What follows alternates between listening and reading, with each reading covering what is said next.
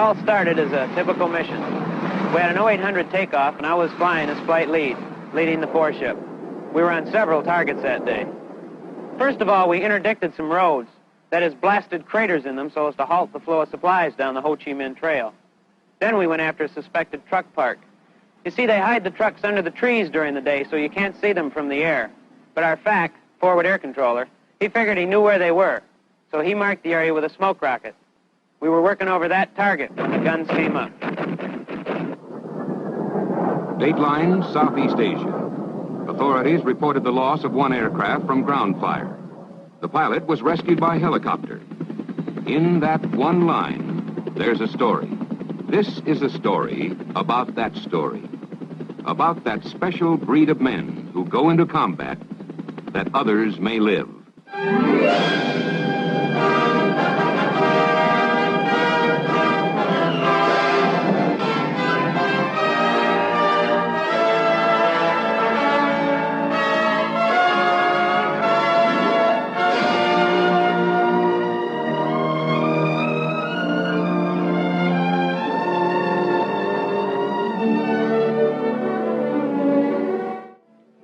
It'll be 0445 in 10 seconds. Their day begins early. 5, 4, 3, 2, 1, hack. Lieutenant Moore, I'll give the weather. Well, gentlemen, good morning. The weather this morning in Area A is 4,000 scattered. There's a lot they have to know about their job. Area B, strike missions, broken, weather, 7,000 intelligence. in the area. They wear King Arthurs, carry crewmen known as PJs. They fly Super Jollies or Buffs. They're watched over by Sandies and Spads, nursed by a ship called King. They'll follow a voice into the valleys of hell to pick him up alive. They call them the Jolly Green Giants.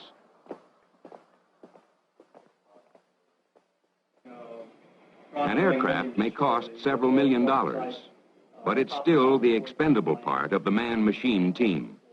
The longer a pilot is down in the jungle, the less chance there is of getting him out alive.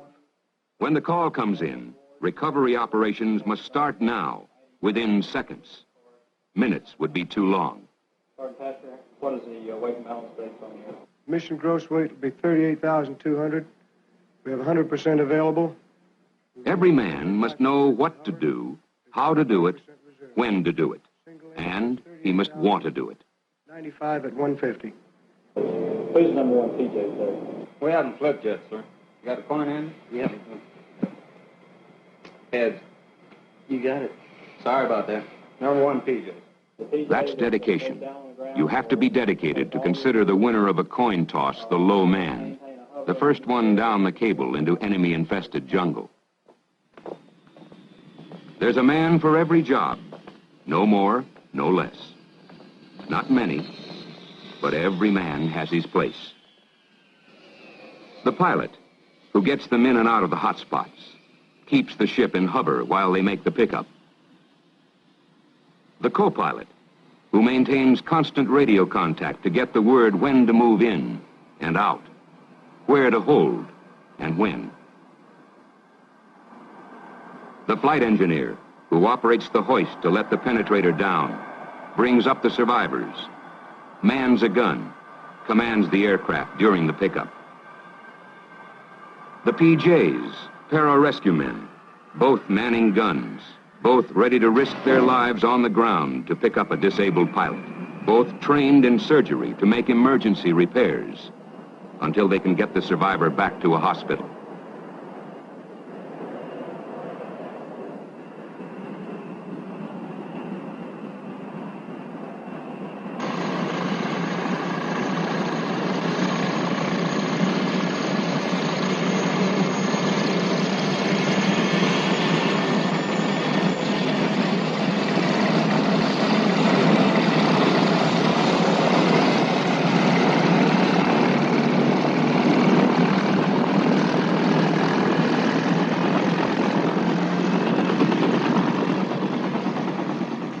They fly in pairs, the high bird and the low bird, to a forward base. They have to be in reach of trouble when trouble comes. But the Jolly Greens aren't alone in this mission. There's a team behind them, above them, around them. There's King, Air Control for All Search and Rescue, or SAR as they call it. They fly in the area where the strike missions are scheduled. They're a combination watchdog and mother hen. They look and listen for a pilot in trouble. They bring in help when it's needed. They locate the trouble spot, guide and coordinate the recovery team. That's what it's all about, getting a downed pilot out of the jungle before the enemy gets to him. At another base, the Sandies, the slow movers, wait for the call that will bring them into action, to fly protective cover for the Jolly Greens, to clear the pickup area of enemy ground fire. Behind this airborne team are the ground control centers, Jack and Queen, strategically located so one of them will always be in contact with the action. Back at the command post, the Prime Rescue Control and Reporting Center.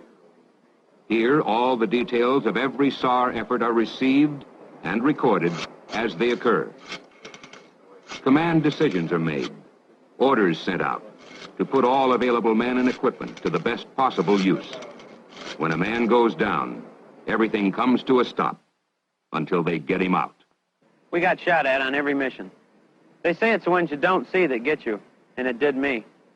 There was a lot of firing, but it really didn't bother me. You get so wrapped up in what you're doing, plus you believe so much in what you're doing. Sure, you're busy. You're busy too, but still, you see that red stuff coming up at you, and it gets your attention real quick. You know what it can do to you, but it just doesn't bother you. It just makes you want to hit your target that much more.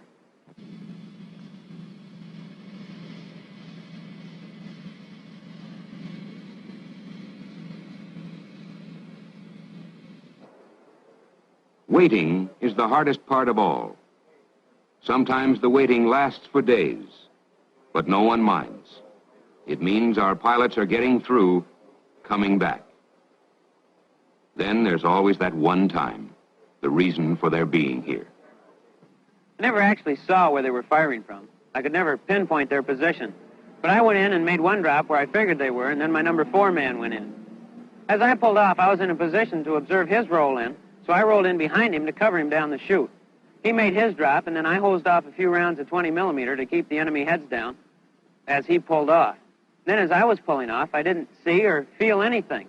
And I was on the radio telling the guys to rejoin so we could go back to our post-strike tanker and get some gas so we could go home. When all of a sudden, the nose of the airplane just started weaving around real funny-like, and I thought, this can't be happening to me. But it was. That's when things begin to happen. Okay, Jim, get it out of burner now. Get it out of burner. I'm out of burner. Stu, this is Tiger. Do you have him in sight? Roger, I've got him in sight. Okay, babe, you got it. Roger. Call sign, position. Is the disabled aircraft still in the air? Basic information to get the mission started. Roger, 7-1. Could you give us vectors for channel 7 to start off with? Okay, we get vectors for 7-1 to channel 7. Stand by. Roger. Hold down, Jim. Holding down, leaders, holding down. The position is plotted. Oh, let's make sure we lock the lead out. King leads to go where the action is. Roger, we're rolling out 218 this time. This is Ethan, 218 is a good heading, range 97 miles. 97 miles, heading to 218. I still had the nose above the horizon, so I locked in the slab and lit the afterburner, and she started climbing. I leveled off around 10,000, and everything seemed reasonably stable, so I nosed her around towards the border in friendly territory. Everything was fine for a while, but then I noticed she was slowing down, rapidly approaching a stall speed. I had to get more speed out of her, so I reached down and punched off all the external stores, the empty wing tanks and things like that. And I don't know what happened, but when that stuff left, the nose just flopped right on over, and she started down. After she stabilized out, I reached down and shook the stick one more time in a last-ditch effort, but nothing happened, so I figured I must have been hitting the hydraulic system and lost all my fluid. Anyway, while she was going down, the guys above me were screaming, get out, so I guess it must have looked pretty bad. I know it sure felt bad inside that cockpit, but I couldn't have gotten out then if I wanted to. When she did nose over, I took a lot of negative G and found myself floating up against the canopy, so even if I could have initiated the ejection sequence, all I would have done is compress my spine and killed myself right then. So I had to stick with her. But once she did stabilize out, I tried to slow her down by getting everything out that I could, dropping the gear, putting out the speed brakes, anything. And once I did that, I reached down and hit the handles and squeezed the triggers, and after that, the sequence was standard. I heard the big rush of wind as the canopy separated, and then I felt a kick in the bottom, and up I went. Okay, how close to the deer? He's at least 20 miles from the border. When I went out, I felt some flailing, and when I saw that open chute, I was really happy. The first thing I thought about was the landing, a parachute landing fall. So I reached down and attempted to deploy my seat kit containing my life raft and all that stuff, but I just didn't have the strength in my right arm to pull the handle. So I figured the next best thing would be to get in position for the fall with the hands on the risers and my legs together and my knees slightly bent. I thought I'd got into this position, but when I checked, I looked up and my right arm was on the riser, but I couldn't find my left. So I reached over and, well, I guess my left arm was wrapped somewhere behind my back because I hit myself right in the armpit. I had perspired a lot in the target area because we never used cockpit pressurization. So when I felt the moisture, all I could think was, you dummy, you left your arm in the cockpit. Then I looked down at my feet and they were just dangling. So I thought the only thing left is to put my good right arm in front of my face in preparation for a tree landing. And that's the last I remember until I was on the ground. When a pilot is down, everything comes to a stop until they get him out. Anything that flies, that's in the area, is on call by King.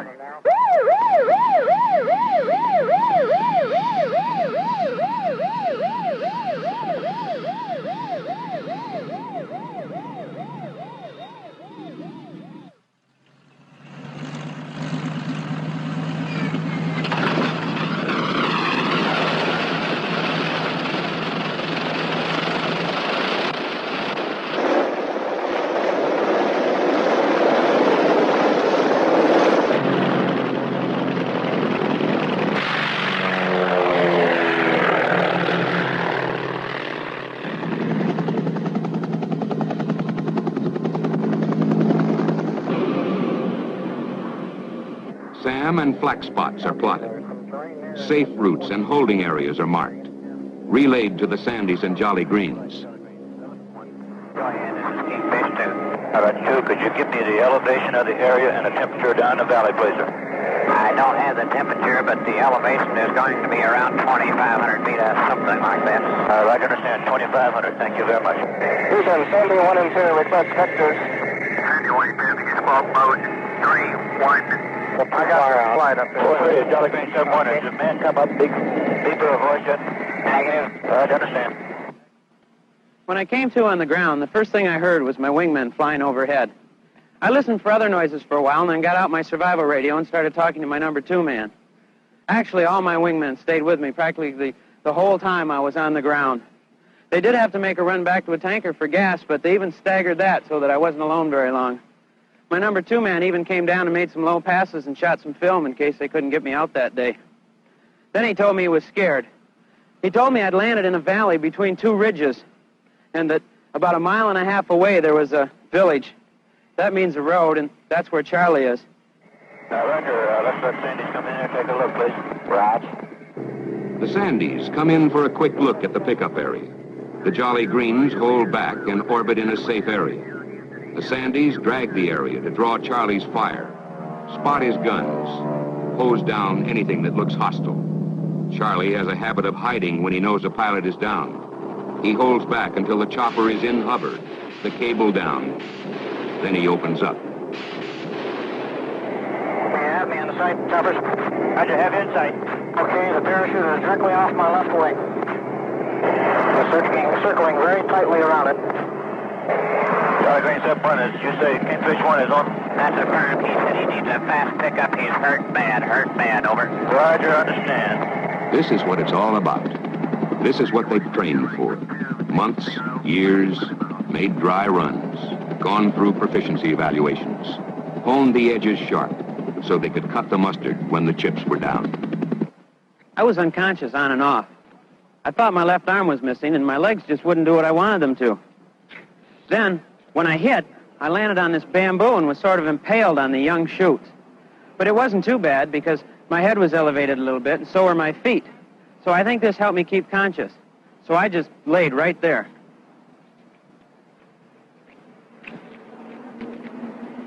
As I laid there, I just listened for voices, truck engines, things like this. Then I got out my radio and started talking to my number 2 man. Then another aircraft came in the area, and an A1E driver started talking to me on the radio, asking me personal authenticator questions. You see, when a pilot's captured, Charlie will sometimes use his radio to draw in the rescue forces and shoot them down. So they have these questions that only you can know the answer to. Well, I gave him all the answers, plus some of the questions, my name, rank, serial number, anything I could think of. And he came back sort of chuckling and said, "Don't sweat it, babes, we're going to get you out." And that really gave me a good boost, just to hear that, to know that you're not alone out there. Big 1, this is Firefly. We have you located. We have you located. The helicopter is on the way in. Charlie, 7-1, Chrono. Guard. 7-1. Roger, you hovering over the survivor now? Negative, we're coming in, letting down. We're coming in now. Okay. Let me know when the PJs are in. Kingfish 1, this is Firefly 4-2. We have your parachute in sight. We have you in sight. The helicopter is close by. Kingfish 1, what's your position to your chute? Kingfish is in his chute. He says he's got both legs broken, so he hasn't moved around any. Roger.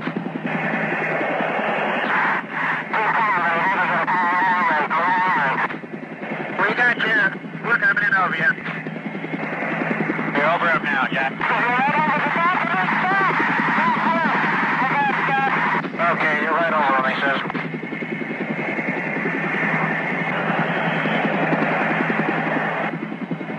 PJ's going out the door now, Jack. Roger. Firefly, Sandy Creek, entering here at your 12 o'clock. Roger, babes. Turn your beacon off, turn your beacon off, turn your beacon off. PJ's on the ground, going to the survivor. Roger.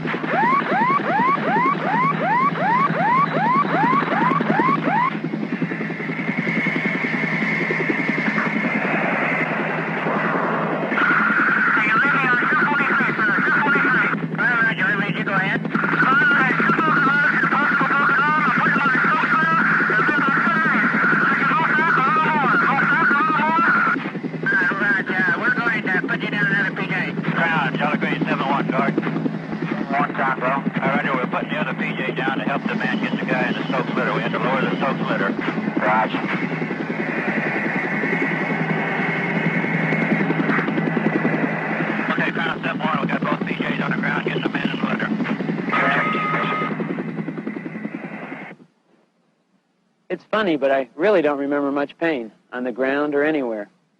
The only bad thing was that when I went out, my visor shattered and I cut up my face. Then when I hit, I landed either on or near an anthill, and those little rascals got in every cut, plus in my nose and my mouth and my eyes and just everywhere. But that's the only real discomfort I had. Well, except when the chopper came, because I was still in my chute, and I was still impaled on that bamboo. And the downwash of the chopper caught my chute and started to drag me. I'm sort of embarrassed to talk about it now, but I really let out a yell. I just couldn't help myself.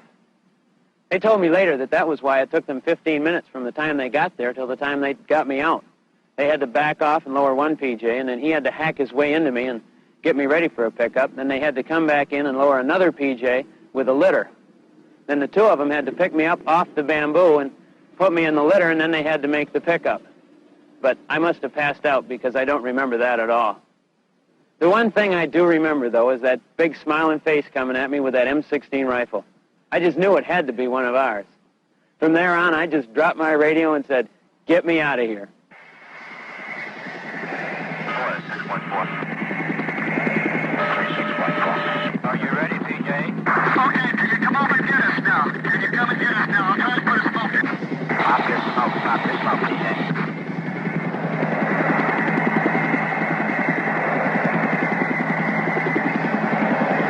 Moving over to survivor now. Alley. Roger. Okay. Case 3 is a thing you would like to stay for later on. Roger.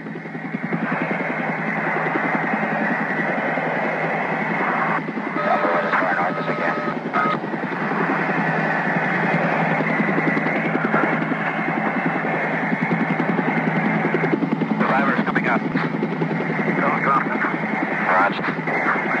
Dad.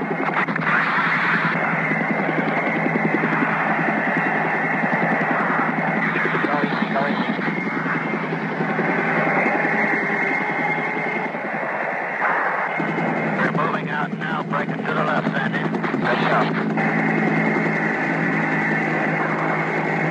There they go, baby. All right. So fantastic. Just keep going like that. On board the chopper, I do remember quite a bit about what they were doing and saying to me and all. They did tell me that it would be a 1-hour flight from where they picked me up to where we'd be putting down. But I don't remember it being that long. At least it didn't seem that long to me. Again, I don't remember feeling very much pain, but it must have been there. The only thing I can think of is that the nerves were damaged or I was in shock. But I do remember looking around and seeing them all smiling and my asking for cold water when they tried to give me warm, stale water out of a canteen.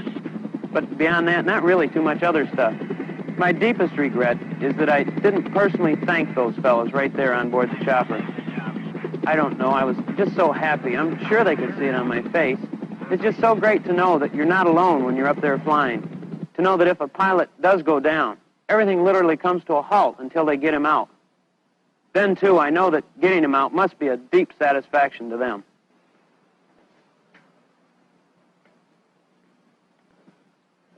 I'm out of the Air Force now, back in school. I'm fine, too. Except, well, I can't quite straighten out my left arm all the way. It was broken in 7 places, and I dislocated both my knees, causing me to have to wear braces on them for a short while. But recently, I did get rid of the left brace, and so even though I will have to wear the right brace for the rest of my life, I think it's a pretty small price to pay, considering where I could be now. I attribute my good condition to the great care they took of me. 12 hours after I was picked up, I had been thoroughly checked over at one hospital and was on my way to another in the Philippines. The very next morning, I was in surgery.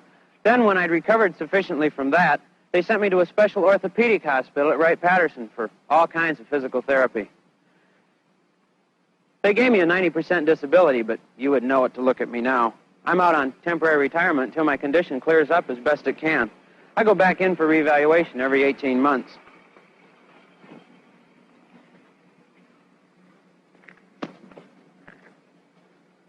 I had a little pipe dream about staying in the Air Force or even going with an airline, but that's out now.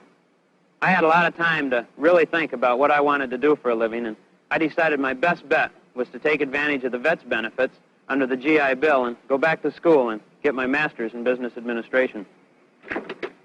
They don't get them all. Nobody can bat 1,000, but they've racked up a pretty good score. Some 1,000 aircrew members are alive today because of rescue and recovery in Southeast Asia. It's a simple philosophy. When a man is downed, he isn't just a statistic. He's a fellow American with a family at home, with hopes and dreams, and a potential that can't be measured. He's a man in trouble. He needs help fast. One air rescue pilot summed it up for all air rescue men when he said, "There's nothing in the world like the feeling you get when you've saved someone's life, when you've had a part in bringing that help that others may live."